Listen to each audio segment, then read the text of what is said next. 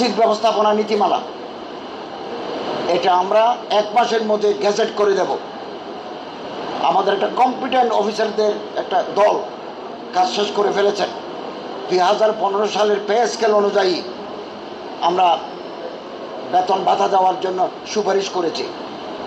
সরকারি মসজিদ বেশি নাই, সবগুলো বেসরকারি, স্বায়ত্তশাসিত, অর্ধস্বায়ত্তশাসিত কর্পোরেট মসজিদ। তো আমরা ওখানে একটা নীতিমালা করছি।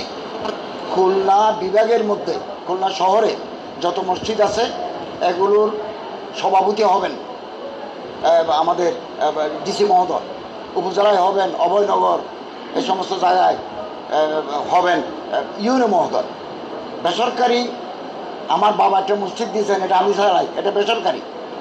আমার মসজিদে লক্ষ লক্ষ টাকা জমা, আমি ইমামকে বেতন দিই না, সম্মানজনক বেতন দিই না, তাকে বোনাস দিই না, তার থাকার ব্যবস্থা করি নাই।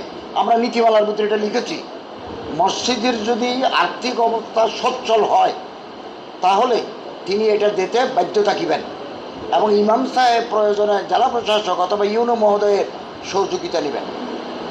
যে এখানে লক্ষ টাকা আপনার ফান্ডে জমা আছে, লক্ষ লক্ষ টাকা, আপনি বেতন দিচ্ছেন পুয়ার স্কেলে, কেন বড় স্কেলে বেতন দেন। এবং ইমাম নিয়োগ, ইমাম বরখাস্ত নীতিমালার ভিতরে থাকতে হবে।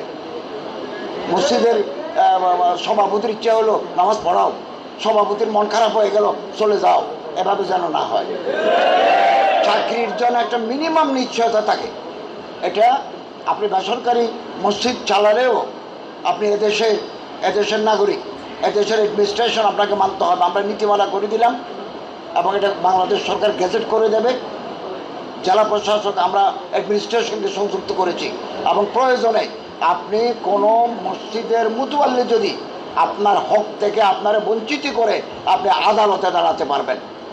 এবং আমাদের এই প্রস্তুতকৃত নীতিমালা আপনাকে আইনি সহযোগিতা দেবে।